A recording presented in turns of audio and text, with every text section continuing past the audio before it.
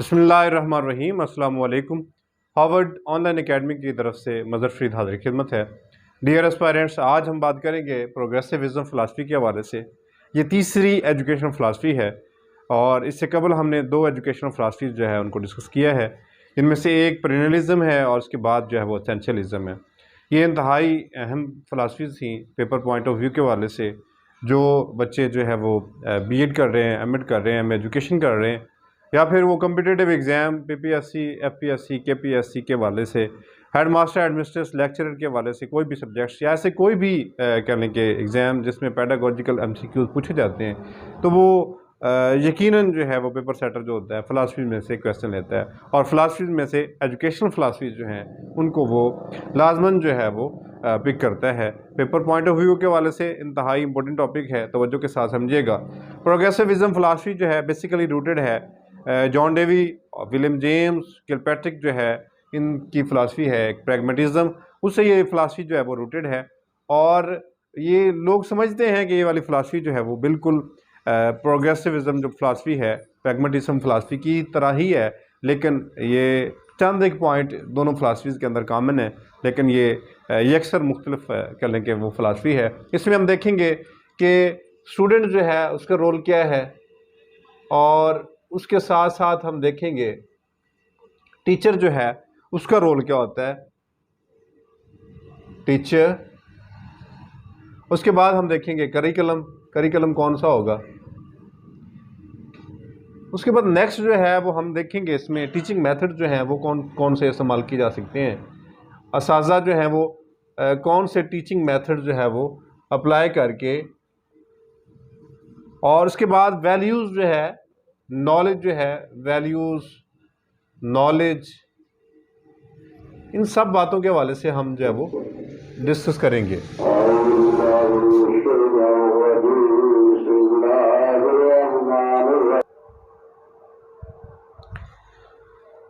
Pragmatism philosophy जो है इसके अंदर स्टूडेंट का रोल क्या है और उसके बाद जो है वो टीचर का रोल क्या है, ये फ़िलासफ़ी जो है वो किस तरह का करिकुलम सजेस्ट करती है। इसके बाद ये फ़िलासफ़ी जो है इसके अंदर टीचिंग मेथड जो है वो कौन से सपोर्ट होते हैं, कौन से टीचिंग मेथड जो है इनके अकॉर्डिंग, इनके जॉन डेवी के अकॉर्डिंग, बेसिकली ये जॉन डेवी की फ़िलासफ़ी है, तो वो कौन कौन से टीचिंग मेथड जो है उसकी सपोर्ट में है। और उसके साथ साथ इस फ़िलासफ़ी के अकॉर्डिंग वैल्यूज़ क्या हैं, अल्टीमेट रियलिटी क्या है, और उसके बाद नॉलेज जो है वो क्या है, अल्टीमेट रियलिटी, इनके असल हकीकत, हकीकत असलिया भी इसको कहते हैं, अल्टीमेट रियलिटी। तो सबसे पहले हम देखेंगे कि स्टूडेंट यहाँ पे क्या है इस फ़िलासफ़ी के अकॉर्डिंग, बेसिकली स्टूडेंट का रोल क्या है और उसको कितनी की वैल्यू दी गई है। बेसिकली ये फ़िलासफ़ी जो है वो चाइल्ड सेंटर फ़िलासफ़ी है और इस फ़िलासफ़ी के अकॉर्डिंग स्टूडेंट ही मरकज़ी पॉइंट है, सेंट्रल पॉइंट जो है वो स्टूडेंट को कंसिडर किया जाता है। इस बात का मतलब ये है सेंट्रल पॉइंट का कि इसकी ख्वाहिशात, इसका इंटरेस्ट, इसकी नीड्स, उसको फोकस किया जाता है। मरकज़ी जो फ़ोकियत है वो सारी की सारी स्टूडेंट को अवेल की जाती है। इसकी चॉइस के हवाले से, इसके टेस्ट के हवाले से, इसके कह लें कि इंटरेस्ट के हवाले से इसको स्टडी जो है वो करवाई जाती है। इसको नेचुरल एनवायरनमेंट दिया जाता है और इसके लिए वो वाले कह लें कि कंटेंट जो है वो सजेस्ट किए जाते हैं, वो वाले सब्जेक्ट सजेस्ट किए जाते हैं जिसमें ये खुशी खुशी जो है वो सीखना चाहता है। जो कह लें कि बच्चा पसंद करता है कंटेंट, वही ये पढ़ेगा। और उसके बाद ये टोटली की टोटली जो है वो चाइल्ड सेंटर फ़िलासफ़ी है। और टीचर यहाँ पे, चूँकि ये सारी चीज़ें जो पहली चार चीज़ें हैं ये आपस में इतनी मतलब ज़्यादा इन टच हैं कि इन चारों को इकट्ठा जो है वो अगर हम डिस्कस करें तो ज़्यादा अच्छे से समझ आ सकती है। तो स्टूडेंट अगर टोटली जो है यहाँ पे इंडिपेंडेंट है, सेंट्रल पॉइंट है, फोकल पॉइंट है, तो टीचर जो है वो क्या करेगा, इसको फैसिलिटेट करेगा। टीचर का रोल यहाँ पे एक फैसिलिटेटर के तौर पे होता है, जो उसको सिचुएशन प्रोवाइड करता है और उसको जो है वो कह लें कि इन्वायरमेंट जो है वो प्रोवाइड करता है। और अगर वो मतलब इसमें फेल रहता है तो वो उसके साथ इंसाफ नहीं कर रहा, अपने पेशे के साथ इंसाफ नहीं कर रहा। इसका काम है कि वो स्टूडेंट को सपोर्ट करेगा उसके इंटरेस्ट के अकॉर्डिंग जो स्टडी वो कर रहा है और student centre direct teaching method जो होते हैं जिसमें बच्चा खुद से सीख रहा होता है, तो वो कौन से होते हैं? प्रॉब्लम सॉल्विंग है, और उसके बाद लर्निंग बाय डूइंग है, ये वैसे उसका स्लोगन भी है। और इसके अकॉर्डिंग जो है वो ये करिकुलम जिसको कहते हैं, ये कहते हैं कि तालीम जो है वो बच्चे की ज़िंदगी की तैयारी का नाम नहीं होना चाहिए, बल्कि तालीम जो है वो इंसान की, बच्चे की इनफरादी जो है वो कह लें कि शख्सियत की मुकम्मल जो है वो डेवलपमेंट का नाम है। और ये जो है वो खुद जो है वो लाइफ है, education is life itself not a preparation for life according to the progressivist. इनकी जॉन डेवी का ये मानना है कि तालीम खुद ही ज़िंदगी है, बल्कि ये ज़िंदगी की तैयारी का नाम नहीं है। ये बच्चे को मतलब कह लें कि नशोनुमा पाने में हेल्प आउट करे, टीचर जो है उसको फैसिलिटेट करे, ऐसा करिकुलम जो सिर्फ खाके के तौर पे हो, रिटन फॉर्म में ना हो। ऐसे नहीं कि लंबी चौड़ी किताबें लिखी जाएं, और जैसे हमारे यहाँ कोर्स मतलब पढ़ाया जाता है, किताबें पढ़ाई जाती हैं, वो रटा सिस्टम जो है उसके ये टोटली अगेंस्ट है। और इनका मानना ये है कि अगर बच्चा जो है वो खुद से चीज़ों को प्रैक्टिकली परफॉर्म करके देखेगा, तो वो खुद से मतलब अच्छा सीख सकता है, उसकी डेवलपमेंट जो है वो प्योर हो सकती है। इसके साथ साथ बच्चे का एक और भी मतलब जो कह लें कि वो इम्पोर्टेंट पॉइंट है बच्चे से रिलेटेड, स्टूडेंट से रिलेटेड रिलेटेड वो ये है कि बच्चा अगर वो खुद से चीज़ों को करने के मतलब बाद जो है वो कोई चीज़ सीखता है, तो वो वाला नॉलेज जो है उसके लिए एप्लीकेबल होगा इन द सोसाइटी, यानी कि वो सोशल लाइफ के अंदर, समाजी ज़िंदगी के अंदर भी उसको उसको अप्लाई कर सकेगा। अगर उसने वो चीज़ें रटा, A for apple, B for book जो है इस तरह से उसने याद की हुई हैं, तो वो उसको अप्लाई नहीं कर पाएगा। तो अगर वो सीखेगा कि ए फॉर एप्पल क्यों कहा जा रहा है, तो एप्पल क्या होता है, एप्पल की पहचान, फिर ए की पहचान, अगर वो हो जाएगी तो वो उसको सोसाइटी में और भी वो शक्लें चूँकि बदल-बदल के आती हैं, अल्फ़ाबेट तो यही रहती है ना, ए, बी, सी टू ज़ी जो है वो 26 लेटर रहते हैं। जितनी मर्ज़ी किताबें पढ़ लें, जितने मर्ज़ी आप कह लें कि रिसर्च पेपर पढ़ लें, जो मर्ज़ी कर लें, जितनी मर्ज़ी इंग्लिश पढ़ लें, सारी की सारी के अंदर ये 26 लेटर ही आते हैं।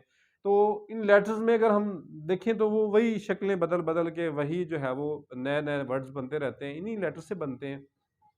तो अगर इसको वो वाला बुनियादी कंसेप्ट जो है वो क्लियर हो जाएगा, तो वो खुद से मतलब जो है वो चीज़ों को अंडरस्टैंड कर पाएगा। नए-नए प्रॉब्लम जो आएँगे वो खुद से उसको वो सॉल्व आउट करने लग जाएगा। अगर हम उसको रट्टा लगवाएँगे तो वो प्रैक्टिकली जो है वो कभी भी सोसाइटी के अंदर जो है वो एग्ज़िस्ट नहीं कर पाएगा। इंडिपेंडेंटली लाइफ़ जो है वो नहीं स्पेंड कर पाएगा। तो इसलिए ज़रूरी है कि बच्चे को प्रैक्टिकली मतलब कह लें कि वो नॉलेज जो है वो सिखाना चाहिए। प्रैक्टिकल बेस्ड लर्निंग जो है वो होना चाहिए, ना कि रट्टा बेस्ड हो। तो रूट लर्निंग के ये बिल्कुल अगेंस्ट थे। और इसके बाद टीचिंग मेथड वो वाले हों जो बच्चा खुद से, जिसमें बच्चा इंडिपेंडेंटली मतलब जो है वो काम करे, जिसमें बच्चा जो है वो एक्टिवली परफॉर्म करे, वो वाले टीचिंग मेथड जो है वो यहाँ पे अप्लाई किए जाएंगे। और करिकुलम किताबें पढ़ने के बजाय बस ये है कि खाका हो, क्या चीज़ बच्चे ने सीखनी है बस वो बताया जाए, और साथ जो है वो उसको सपोर्ट करता जाए, और बच्चा जो है वो उनके ऊपर एक्सपेरिमेंट्स करता जाए। ये जॉन डेवी जानी पहचानी शख्सियत हैं, 1859 के अंदर जो है वो पैदा हुए थे, और 1952 के अंदर उनकी वफ़ात हुई थी, और चिकागो के अंदर उन्होंने लिबर्टी स्कूल्स बनाए थे। तो लिबर्टी स्कूल में था क्या, उसने क्लासरूम जो थे उसको लिबर्टी की शक्ल दे दिया था, यानी कि वहाँ पे कोई बाकायदा वो डेस्क बेंच चेयर जैसे हमारे यहाँ होता है व्हाइट बोर्ड सिस्टम, ऐसे नहीं था, बल्कि लिबर्टीज़ बना दी थी, जैसे डॉक्टर हज़रात जो है वो लिबर्टी के अंदर एक्सपेरिमेंट्स कर रहे होते हैं। तो ऐसे ही बच्चा जो है वो लिबर्टी के अंदर जाता था, तो वो वहाँ पे एक्सपेरिमेंट्स करता था, तो एक्सपेरिमेंट्स कर करके इनके वो खुद से जो वो चीज़ें एक्सप्लोर करता था, वही उसका वो नॉलेज होता था। तो इस तरह से जो नॉलेज डेवलप होता है, ज़ाहिर है वो एक मतलब कह लें कि प्योर नॉलेज होता है, और वो परफेक्ट होता है, वो बच्चे को फिर भूलता भी नहीं है, और वो प्रैक्टिकली क्योंकि उसने एक्सपेरिमेंट्स किए होते हैं उसके ऊपर, तो वो फिर उसको यूटिलाइज़ भी कर सकता है अपने हिसाब से। तो इस तरह के टीचिंग मेथड हों जिसमें बच्चा इंडिपेंडेंटली जो है वो लर्न कर सके, सीख सके, और करिकुलम इस तरह का हो जिसमें बच्चा जो है वो खुद से परफॉर्म करे। इनके वो रट्टे वाला ना हो, सिर्फ किताबें पढ़ने वाला ना हो, उसमें सिर्फ चीज़ों को याद करना, इनके मेमोराइज़ करने वाला नहीं, बल्कि एप्लीकेशन लेवल का, जैसे वो हमने ब्लूम टैक्सोनॉमी पढ़ी है ना, नॉलेज है, उसके बाद है कंप्रीहेंशन है, उसके बाद एप्लीकेशन। एप्लीकेशन बेस वाला जो है वो कह लें कि कंटेंट जो है वो बच्चे को दिया जाए, और वो उसको सीखे। उसके बाद वैल्यूज़ जो है वो उसके नज़दीक क्या है, क्योंकि ये प्रैग्मेटिज्म फिलॉसफी से ड्राइव फिलॉसफी है, तो यहाँ पे वैल्यूज़ जो है वो चूँकि वो भी चेंज, वो कहते हैं कि चेंज हो रही है, कोई एक स्पेसिफिक पीरियड नहीं है, तो वो चेंज होता जा रहा है। तो ज़िंदगी का हर एक मोमेंट जो है उसकी एक अलग वैल्यू होती है। जैसे बचपन है वो दोबारा नहीं आता, जवानी दोबारा नहीं आती और बुढ़ापा जो है उसके बाद दोबारा वो नहीं आता। सारे पहलू जो हैं वो हर एक की अलग-अलग वैल्यू है। तो वो कहते हैं कि चेंज जो है वो असल में चूँकि चेंज आ रही है, कोई स्पेसिफिक चीज़ है ही नहीं है, परमानेंट नहीं है, तो इसलिए कोई अल्टीमेट वैल्यू, परमानेंट वैल्यू नहीं है। चीज़ चेंज के ऊपर जो है वो कह लें कि फ़ोकस करते हैं। और इसके अलावा ये भी ये मानते हैं कि बच्चा चूँकि जब बचपन में होता है तो उसको आप टाइम से पहले बड़ा ना बनाएँ कि आपके आने वाले वक़्त में ऐसा होगा, आने वाले वक़्त में वैसा होगा। आप उसको उसका बचपन एन्जॉय करने दें। मतलब ऐसे नहीं कि आप उसको फ़ोर्स कर के उतना उसको डिप्रेस कर दें, इतना अपसेट कर दें फ्यूचर के हवाले से कि आपका फ्यूचर ऐसे होगा, वैसे होगा, चीज़ें रटा-रटा के वो बच्चा जो है वो टोटली जो है वो अपसेट हो जाए, वो मतलब कह लें कि परेशान हो जाए और चीज़ों को याद कर के वो फ्यूचर के हवाले से उसका अपना हाल जो है वो ख़राब हो जाए। तो हाल के ऊपर फ़ोकस करें बच्चे के। बचपन जो है वो बचपन एक लाइफ़ का अनमोल हिस्सा है, उसको एन्जॉय करने दें और वो जिस तरह से उसको स्पेंड करना चाह रहा है उसको करने दें। तो इनके नज़दीक ये हैं, इनके वैल्यूज़ ये हैं कि जिसमें बच्चे को वैल्यू दी जाए और उसके लाइफ़ जो है उसके अंदर इंटरफेरेंस जो है वो मिनिमम से मिनिमम किया जाए, बल्कि कोशिश की जाए कि ना की जाए। ना ही किया जाए इंटरफेरेंस। उसके बाद नॉलेज जो है वो कौन-सा नॉलेज इनके नज़दीक जो है वो सही है। चूँकि इनके नज़दीक कोई वैल्यूज़ नहीं है, कोई परमानेंट कोई इनके नहीं है मतलब वैल्यूज़ जो होती हैं या कल्चर जो होता है वो कुछ भी नहीं है।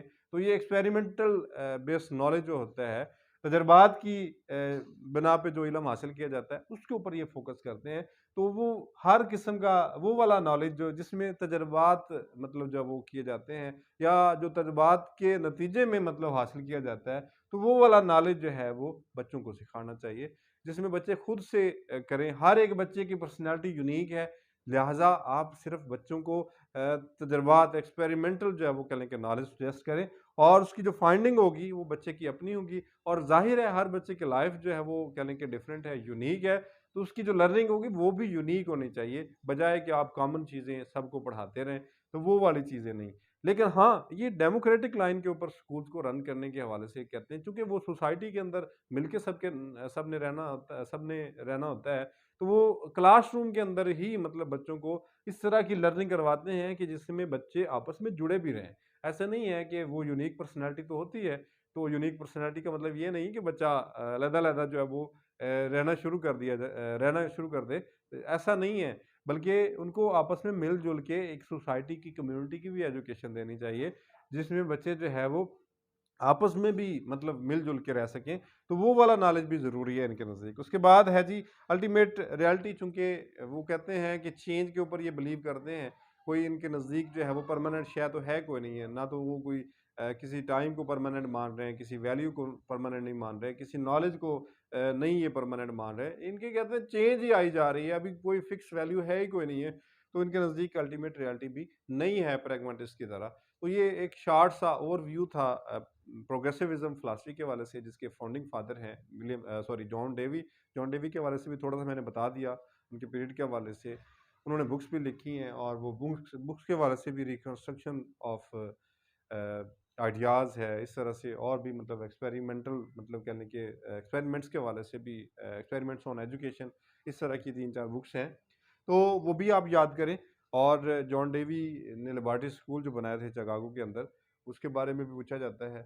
और जॉन डेवी जो है वो कौन थे? वो प्रोग्रेविस्ट हैं प्रोग्रेसिव्म फ़िलॉसफ़ी के फ़ादर भी हैं, प्रैग्मैटिस्ट भी हैं और इसके अलावा जो है वो साइकोलॉजिस्ट भी हैं, एजुकेशनिस्ट भी हैं, उनके हवाले से भी एमसीक्यू आ जाते हैं। तो आपने इनको अच्छे से प्रिपेयर करना है। फिर भी कोई कन्फ्यूजन हो तो आप कमेंट करके मुझसे पूछ सकते हैं। इंशाल्लाह मैं बेस्ट वे में एक्सप्लेन करने की ट्राई करूँगा।